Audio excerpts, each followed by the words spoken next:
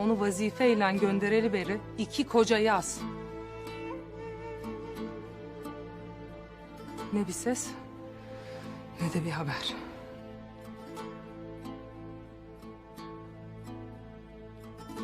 Doğan'ım dönmeyecek. Bilirim ben. Banu Çiçek. Ertuğrul Bey'in verdiği vazife bittiğinde Doğan Alp obasına dönecektir. O zaman ettiğim bu densiz sözlerden utanacak mısın acaba? Ertuğrul Bey'im ağzını açıp da tek bir kelam etmez ki Hayme Ana. Etmez. Çünkü bilirim ki dönüşü olmayan bir yola göndermiştir yiğidim. Yeter! İçindeki vesveselerle obayı zehirlemene izin vermem Banu Çiçek. Eğer bu vesveselerin bitmezse senin cezanı kendi elimle veririm bilesin.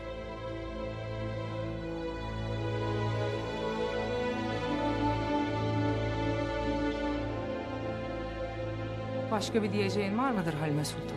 Yok. Gidebilirsin.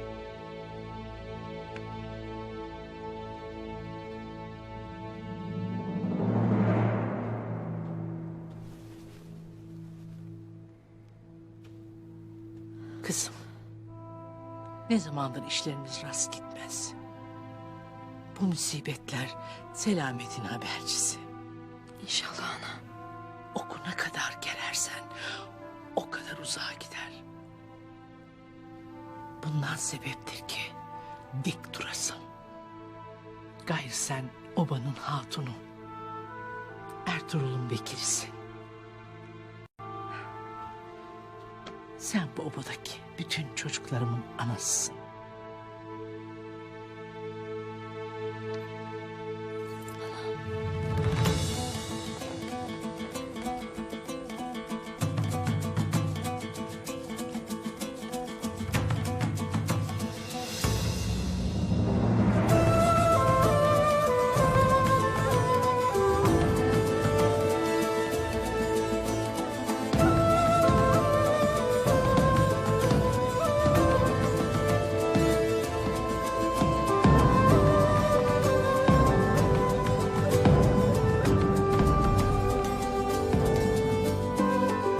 Ana.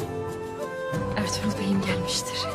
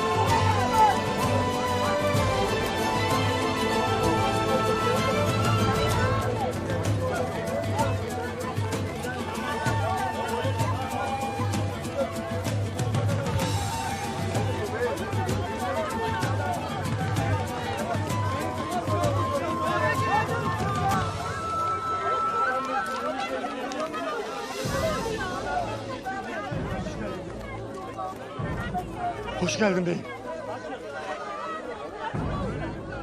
Nedir beyim? Beyim, kuş beslemiyorum.